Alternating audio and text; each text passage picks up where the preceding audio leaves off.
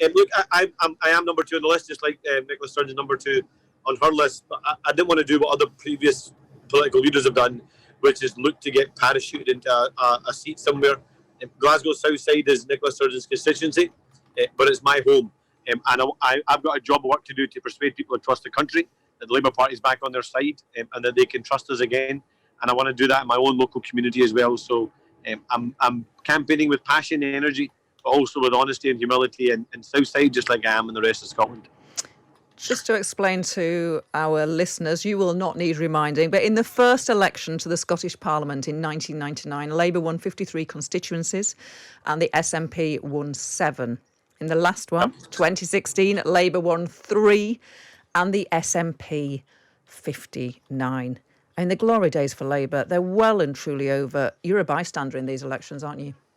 Well, look, the glory days do seem very, very far away, and we've had 20 years of decline in the Labour vote. And as I've said before, I'm not pretending I'm some kind of superhero that's going to turn our 14% vote share 8 weeks ago when I took over the leadership into us being in government. Of course, that's up to the people of Scotland to decide over the course of the next 5 days. But what I do need to do is take the Labour Party on a journey. I'm honest about that. And so I want to take us on a journey from relevance to credible opposition to credible alternative. And that's what I'm doing over the course of this campaign. And if 2016 was a low point, we don't know if it was the low point for Labour yet. In 24 published polls on voting intentions for the Scottish Parliament since January of this year, Labour has only just matched its actual 2016 share of the vote in 2 of those polls. All the others showed the party performing worse than your worst result. Do you think you will do better? Actually, a year ago, we were at 12% in the opinion polls. So again, I'm not being naive about the scale of the challenge. And I said that during the leadership election campaign, and I repeat that now. We have a huge, huge task ahead of us. But what I say directly to people is the Labour Party is changing. I'm not pretending that process is complete. But if you like what I'm saying, if you agree with me, then they need to use their second vote for Labour in this election. How big a problem are the Conservatives? And I ask this because the latest Savanta Comres Scottish poll, that samples between the 23rd and 27th of April, across a whole range of issues, Labour is struggling to do better than the Conservatives, let alone the SNP. When Scottish voters were asked which party they trusted most to improve healthcare, education, standards of living and protecting jobs, Labour was neck and neck with the Conservatives. Could you be beaten by the Conservatives on Thursday?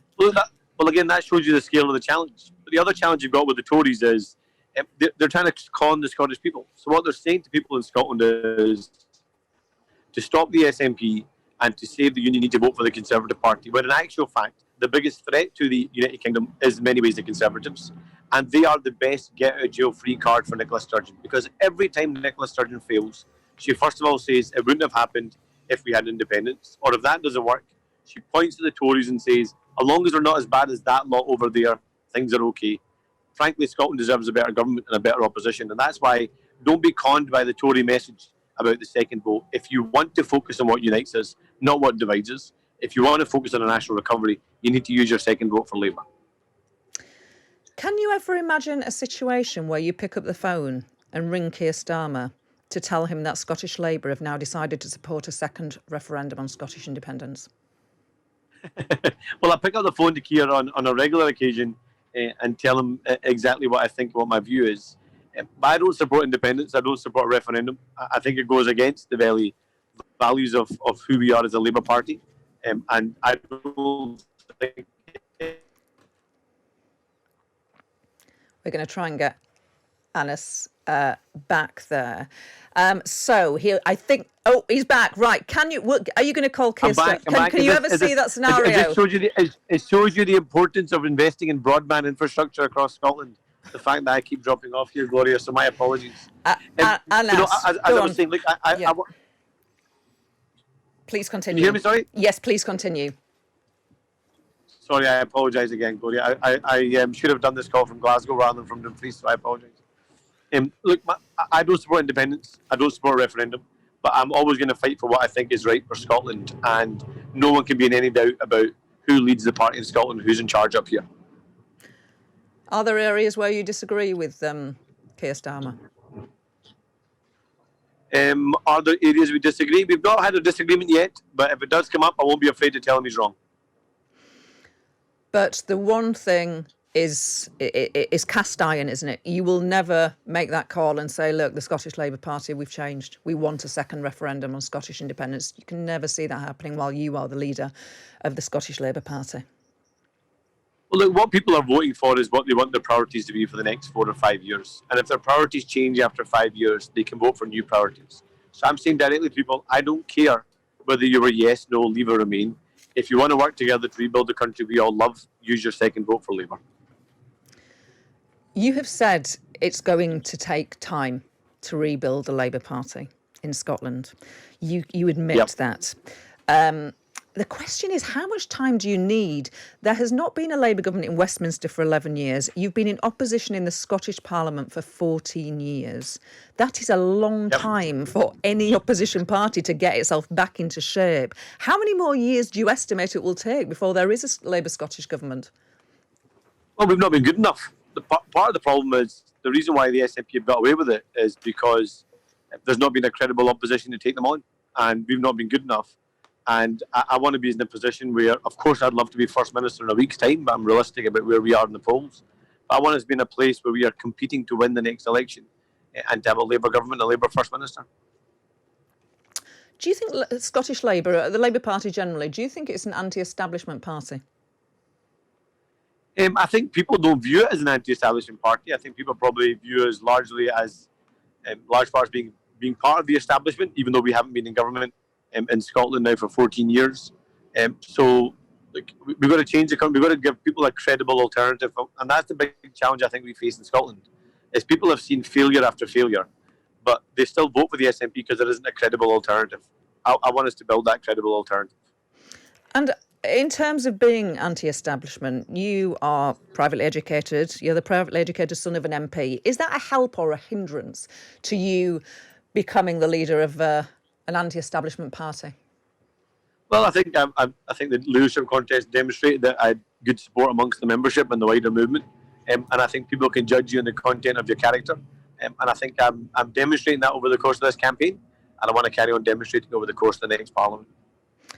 I want to ask you about what happened to you in terms of being subject to racist abuse last month outside the Scottish Parliament. You chose to ignore it. How difficult was it to ignore that abuse? To be honest, not difficult, because I'm conditioned to it. So it's not like it's a one-off incident or a unique incident. It's part of my everyday existence. So I just get used to it. The best antidote to it is, see if you smile back, and it makes them feel a lot worse than you feel. So keep calm, smile back, and let them know that they're not getting to you, because I'll never let the haters win. Is racist abuse really commonplace for you in your job? Yep, it is. I mean, people look at my social media feed. I've stopped looking at it, to be honest, in terms of the replies. But I do think that social media gives a platform to people to say things and behave in a way that they wouldn't ever think about doing in person. But I think we have got much more good people in the country than bad people, and I think we've got to latch onto that. Do you feel let down personally by the social media companies when you are subject to racist abuse online? Look, I wouldn't say personally let down, because I'm still privileged in that I've got a platform, I've got a voice, so I still get to voice my opinion, I still get to have a platform. But actually, for most people that are the victim of prejudice and hate, whether it's racism, Islamophobia, anti-Semitism, sexism, or any other form of prejudice, they don't have a platform. So for them, I think it's important that we have social media companies taking their responsibilities very seriously, shutting down, for example, third-party accounts, anonymous accounts, and also not letting their platforms become places where people can recruit, can mobilise, can amplify, and can fundraise for really hateful views. And just, Tom's going to come in a second. Just the final one from me. I hope Tom's not going to come back in and ask me who my latest crush is, like he did last time. That was, I'm still cringing about that. It was. we were impressed in the studio that you were upfront and honest. So we'll give you that. But I wanna look into your head and heart again. I tell you, my missus was not impressed. You guys might have been impressed. She was not impressed. We've forgotten all about that, Anna. I want to look in your heart and your head, and I want you to tell me: you're not going to be First Minister on Friday morning. You're just not.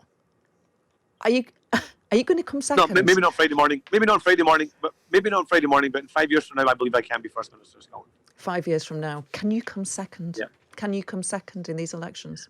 I think it's all to play for. I think where we were 8 weeks ago made that very, very difficult. But I think all's to play for in the final week.